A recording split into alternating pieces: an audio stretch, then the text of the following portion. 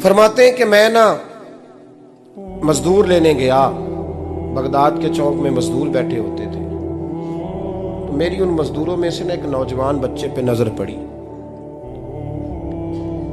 बड़ा कमजोर सा वजूद था, लेकिन चेहरे पर इबादत का निशान था। माथा बताता था कि नमाज का बड़ा ख्याल रखता है। मैं उसके करीब गया। चेहरे भी बड़ा कुछ बताते हैं ना, चेहरों में भी बड़ी रानाई होती है। फरमाते हैं मैं करीब गया, मैंने उसको कहा बेटे मजदूरी करोगे? तो कहने लगा मजदूरों में बैठा हूँ तो हुजूर मजदूरी के लिए ही तो बैठा हूँ। तो मैंने कहा कि चलो फिर। कहने लगा नहीं मेरी कुछ शर्तें। मैंने कहा बताओ। कहने लगा पहली शर्त यह है कि लोग 4 दिनार दिहाड़ी लेते हैं, मैं 3 दिनार लूँगा। मैंने कहा यार भाई तो बड़ी बेहतरीन है, बाकी भी इस तरह की रख ले। उसने कहा हुजूर दूसरी शर्त यह है कि मैं आपकी मुकम्मल बात मानूंगा, लेकिन जब अजान हो जाएगी फिर आपकी नहीं सुनूंगा। तीसरी बात उसने ये की कि हुजूर मैं आपके घर में काम करूंगा पर आपके किसी सवाल का जवाब नहीं दूंगा।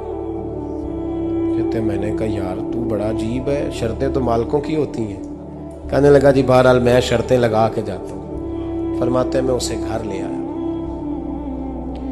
काम मैंने उसको बताया, तो जो काम मजदूर सारे दिन में करता है ना उसने 2 घंटे में ही कर दिया। हमारे मजदूर सिगरेट पीने में भी तो आधा घंटा लगाते हैं, वो चाय पीने जाएं तो पौना घंटा। वहां उनको भी तो दयानतदारी करनी चाहिए कि नहीं करनी चाहिए? ने मुआहदा किया है ना जी, तो पूरा उतरना चाहिए ना। कहते 2 घंटे में। अब काम जब बंदा शुरू कराता है तो काम और निकल आता है। कहते काम मैंने उसको और बता दिया, वो करने लगा। उसने मिट्टी निकाल के रखी थी बाहर रास्ते में, तो अजान हो गई जोर की। उसने वहीं कुदाल छोड़ी कही और चलने लगा। तो मेरा बेटा कहने लगा इसको जरा बराबर कर दो। कहने लगा चुप कर जा, तेरे बाप से बात हुई थी, जब अजान होती है तो मैं किसी और की नहीं सुनता, सिर्फ अल्लाह रसूल की सुनता हूँ। कहते मस्जिद चला गया, नमाज पढ़ के आया तो दोपहर का वक्त था। मेरी बीबी कहने लगी इसको को खाना खा ले। कहते हमने कहा खाना खा लो, तो कहने लगा मैंने रोजा रखा हुआ, रमजान भी नहीं था, नफली रोजा रखा हुआ। फरमाते हैं शाम हुई, मैंने 3 दिनार दिए। तो मैंने कहा तेरा नाम क्या है? कहने लगा मैंने आपसे कहा था मैं किसी सवाल का जवाब नहीं दूंगा। वो चला गया। अगले दिन मैं फिर लेने गया उसे, काम कुछ और निकल आए। तो लोगों ने बताया वो सिर्फ हफ्ते वाले दिन आता है। मैंने कहा क्यों? कहने लगे जी वो कहता है मेरा हफ्ते का खर्चा 3 दिनार है, जब 3 दिनार कमा लेता हूं तो बाकी सारा टाइम अल्लाह रसूल की जिक्र में गुजार दिया करता हूं। फरमाते हैं जी अगले हफ्ते मैं फिर लेने गया। मैंने पूरा हफ्ता इंतजार किया कि काम उसी से कराना है। मैं जब गया तो मैंने कहा चलो। कहने लगा मेरी शर्तें याद है ना? और मैंने कहा याद है भाई साथ चल। फरमाते हैं काम कराया। 2-3 हफ्ते वो आता रहा। एक हफ्ते में गया तो लोगों ने कहा हुजूर आज नहीं आया। क्यों? कहने लगे बीमार हो गए। कहाँ घर है? कहने लगे बगदाद के कब्रिस्तान के पीछे जो कच्ची आबादी है उसमें रहता है। फरमाते मैं गया, दरवाजे पे दस्तक दी तो कहने लगा हुजूर आप हैं? दरवाजा खोला है, आ जाइए।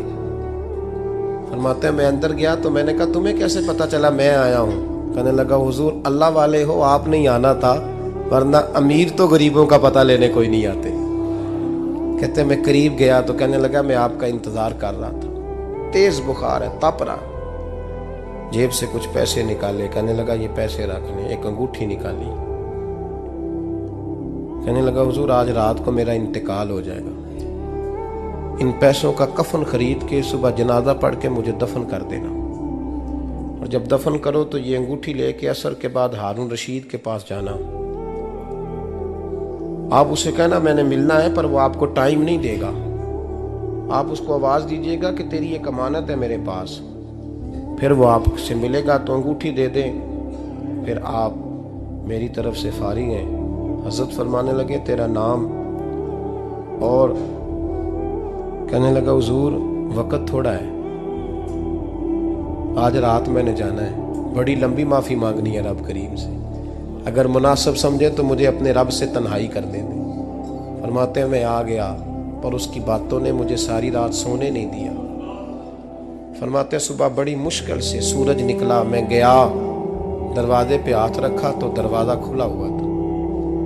अंदर दाखिल हुआ तो खुशबुएं मेरा इस्तकबाल कर रही थी। जब चेहरे से कपड़ा हटाया तो उसका तो इंतकाल हो चुका। इंतकाल हो चुका है, ऐसे है जैसे किसी का दीदार करके सोया। कहते मैं तो 2 आदमी ले गया था जनाजे पे, पर पता नहीं दुनिया किधर किधर से आई, कहां कहां से। अखा जदों मीटियां जमाना मैनू रोवेगा, अपना ते अपना बेगाना मैनू रोवेगा। फरमाते हैं मैं तो 2 बंदे ले गया था, पर पता नहीं मखलूक कहां कहां से आई।